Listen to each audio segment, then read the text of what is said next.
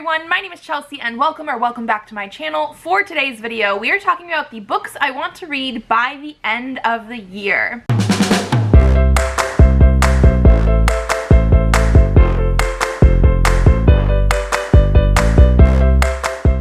So we are in the beginning of November now. We have less than 2 months left in 2023 and I still have things I would like to finish.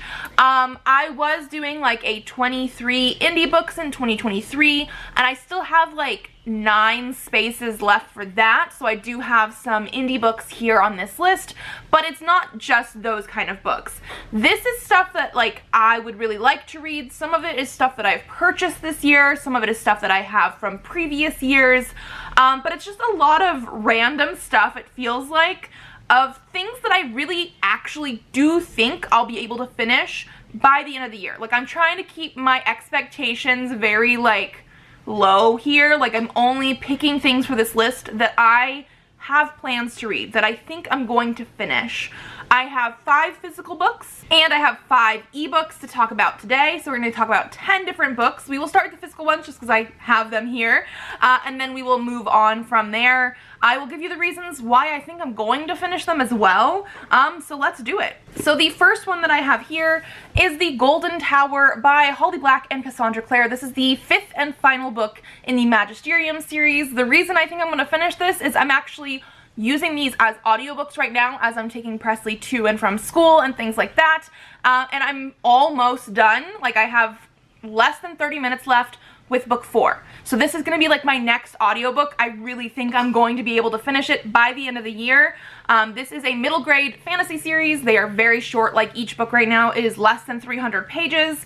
And it takes like the chosen one trope and sort of turns it on its head. I have no idea where we're going to be going with book 5 because book 4 was also very different than books 1 through 3. I'm excited to see where this is going to go and finally finish the series after owning it for so long. The next one I have here is The Gunslinger by Stephen King. I have been trying to do a Stephen King project this year, reading a bunch of Stephen King stuff based on this nonfiction that I have here, The Science of Stephen King. I'm not finishing that one this year because I've gotten so off track. I was hoping to do it in 1 year, however that is 30 Stephen King books and I got a little bit burnt out at the beginning of the year. I'm still trying to work my way through them because I would love to get one more decade done before the end of the year, and this is the next one that I need to read in order to continue that, because technically the next one in the nonfiction that I'm reading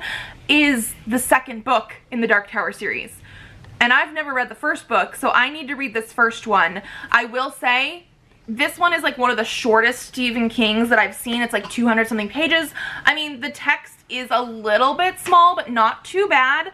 I don't know much about it except for it is the 1st book in the Dark Tower series, which is like 7 or 8 books. It's a very like epic sort of fantasy western-ish. I know there's like the tower they're trying to get to, and I know this series brings in a lot of different Stephen King elements, like different things from different books sort of converge a little bit.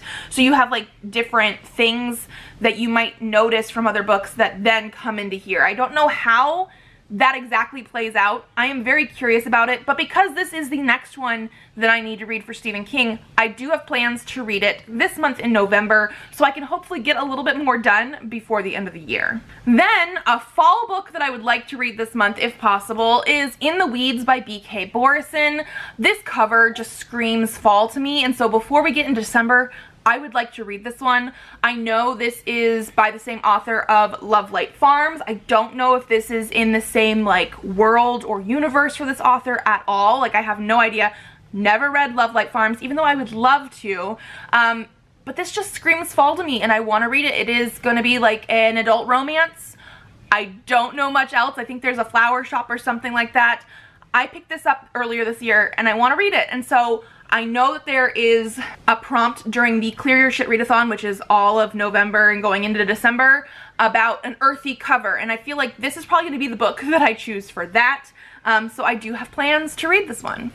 The last couple physical books that I have here are ones that I actually think I'm going to probably end up reading in December. The first one I have here is In a Holidaze by Christina Lauren. I bought this one last year and just did not actually like get it in time to read it for the holidays, but I have a feeling that a lot of my December reading is going to be Christmas/holiday ones. I have quite a few books that have mistletoe in the title that I think could be fun to read. I have this one that I want to read, and so this is going to be Christina Lauren, which I have really enjoyed quite a few of their books, and it's going to be dealing with the like time loop sort of situation. I don't know exactly anything else about it, but it's a Christmas holiday romance with somebody stuck in a time loop and has to figure that out. That is one of my favorite sort of tropes. There was a Christmas movie, there's actually probably quite a few Christmas movies that have that trope in there that I've absolutely loved, so I want to see it in a book. And then the final physical one that I have is Home for the Holidaze. So again, I feel like this is going to be something that is very likely to be read in December, even though this is going to be dealing with the Jewish high holy days, not actually Christmas, but I had to pick this up. This one is like a Harlequin special edition romance that I picked up at Walmart. Actually, Elliot picked it for me. I was gonna do a whole like reading vlog of just these because Elliot picked out a few for me. That still might happen, or this might get put into like a holiday type of reading vlog. I don't know, but this is one that I definitely want to read, especially because one of the other books, like I said, I have some mistletoe books. One of those ones is also dealing with like Jewish holidays as well, so I want to do like a good mix of Christmas and the Jewish high holy days, that kind of stuff. So I definitely think this is one that I'm going to be reading next month. Moving into my ebooks, the next one I have here is another Christmassy one. It is Secret Santa for Grumpy Elves by Laura Greenwood. So this is a book that I got last year during the Stuff Your Kindle event at like in December. It was near the very end of December, and so by the time I bought it, I didn't read it. Like, it didn't feel like time for it. I had a different ebook that I got during the Stuff Your Kindle event in December of last year that was for the new year, and it was my very first read of 2023. You know, it just felt right. So this is one that I want to read. It's going to be very short. It's like only 90 pages. It's under 100 pages long, and it is part of the, I guess, Obscure Academy, which is going to be like different magical creatures and things like that. I have not read anything in this series. I don't think you have to read them in order. Obviously, this is going to be a novella. It's very short, but it's going to be Secret Santa for Grumpy Elves. It's like a fantasy romance sort of thing. I need to read this one. The next ebook that I have here is Gwen and Art Are Not in Love by Lex Croucher. This one I'm putting onto this list because I actually just got approved for an ARC on NetGalley the very end of October or the very beginning of November. Like, it was only a couple days ago, I feel like. And the thing is, I'm pretty sure I put in for the ARC of this forever ago. It comes out at the end of November, like November 28th, so it's coming up quick.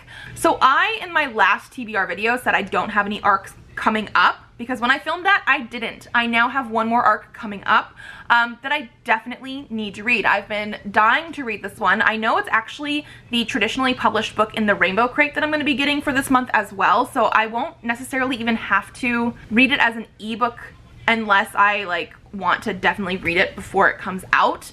So I'll either read it ebook or physically, but I will read it by the end of the year for sure. And this is going to be like a sort of King Arthur sort of story, but it is going to be queer, because basically, you know, the whole thing, King Arthur and Guinevere, you know, are arranged to be married, but in this one, they don't like each other. She is in love with like a lady knight, I think, and then he is like falling in love with Gwen's brother. Like, I need to read this one, which is why I requested it as an ARC, and it just took them forever to approve me, but I also have a copy coming in soon anyway. The next one I have here is one that I just got during the Terrify Your Tablet event on October 31st. So that was horror books, that kind of thing, that we got for free. This is going to be Unboxed by Brianna Morgan. I have read some other Brianna Morgan stuff, really enjoyed it. Nothing has been below a 4-star read. And this one is, I think, one of her older works. It's very short, again, under 100 pages. I think it's actually like 68, it says here. It's gonna be written like a play, and I haven't read a play sort of thing in a while, but I'm very curious about it because you don't see them very often. But I do love that sort of storytelling style, and this is going to be a horror. It's a paranormal vlogger, and he and his girlfriend go viral for the wrong reasons, and then there's like a dark web thing happening. I don't know, but I'm very curious. It seems like it'll be a very short, quick read, and one of the prompts for the Clear Your Shit readathon coming up soon is for a very short or lightweight read, and this is going to be very, very short, but I'm very excited for it. Then the next one that I want to read is Big Black Stand at Attica. This is written by Frank Big Black Smith. It's going to be a graphic novel that I've actually had for a while. Again, another prompt for the Clear Your Shit readathon is reading a book that is going to teach you something. And since this is technically nonfiction, or at least it's based on nonfiction, I want to read it and do it for that, because I don't read very much nonfiction, but I think the graphic novel comic style is going to be very interesting. Yeah, a graphic novel memoir from Frank Big Black Smith, a prisoner at Attica State Prison in 1971, whose rebellion against the injustices of the prison system remains one of the bloodiest civil rights confrontations in American history. So, like I said, nonfiction. I think I'm definitely going to learn something, and I think this style is going to be very easy to read and like very accessible. And then the last one I have here is Pregnant by the Playboy by Jackie Lau. I read a Christmas novella story a couple years ago by Jackie Lau, really enjoyed it. It was my first thing from her, and so during all the Stuff Your Kindle events, I feel like she always has a new one in there, and I've been slowly collecting them. And one of the prompts for the Clear Your Shit readathon that I think is actually in December, not in November, is to read a book with a mom character. And now I feel like I'm stretching it a little bit, but I do still think it fits. This book specifically is about a one-night stand with the Playboy main character, and the female character gets pregnant, and he decides he wants to be a dad and try and, like, you know, come into her life that way, and she also does want to be a mom. And so while they don't have a baby yet, from my understanding of this book, I do think that's going to count in my head for that prompt.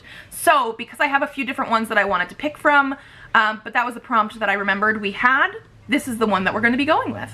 Okay, and so that should be 10 books that I'm going to definitely, crossing both of my fingers here, definitely going to be reading by the end of 2023. Let me know if there's anything that you just desperately have to get to by the end of the year. And if you like this video, give it a thumbs up to let me know. Subscribe to this channel if you'd like to see more videos. I do have videos coming out on Tuesdays and Thursdays, so I will see you then. Bye.